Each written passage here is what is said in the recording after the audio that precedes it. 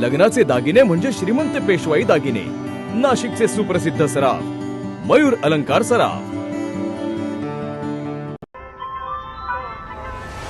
ताज्या बातम्यांसाठी नाशिक न्यूजच्या YouTube चॅनलला सबस्क्राईब करा आणि बेल आयकॉनला प्रेस करा।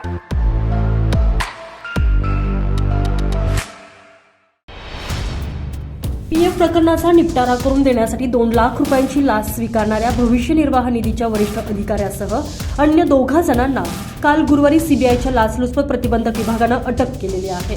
या संदर्भात गुन्हा दाखल करण्यात आलेला असून पथकानं संशयितांकडून रोख रकमेसह एक डायरी जप्त केली।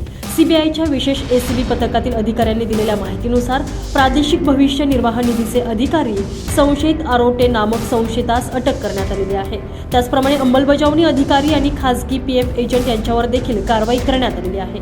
या 3ही संशयितांविरोधात सीबीआयकडे तक्रार दाखल झालेली होती। त्यानुसार तक्रारदाराच्या फर्मशी निगडीत पीएफ प्रकरणाचा निपटारा करण्यासाठी 2 लाख रुपयांची लाच संशयितांना मागितलेली होती। ही मागणी तक्रारदाराकडे एका खासगी पीएफ एजंटच्या माध्यमातून करण्यात आलेली होती। त्यानंतर तक्रारदारानं सीबीआयकडे तक्रार नोंदवली।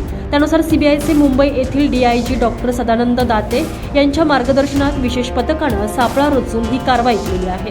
या संदर्भात सीबीआयनं नाशकात झडती सत्र राबवलं। त्यात रोख रक्कम, आर्थिक व्यवहाराशी निगडीत तपशील असलेली डायरी हस्तगत करण्यात आलेली आहे। सीबीआयनं अटकलेल्या 3घांनाही नाशिक न्यायालयात हजर केलं असता न्यायालयानं त्यांना 1 जानेवारीपर्यंत पोलीस कोठडी सुनावली आहे। तुषार ढेपले, नाशिक न्यूज, नाशिक।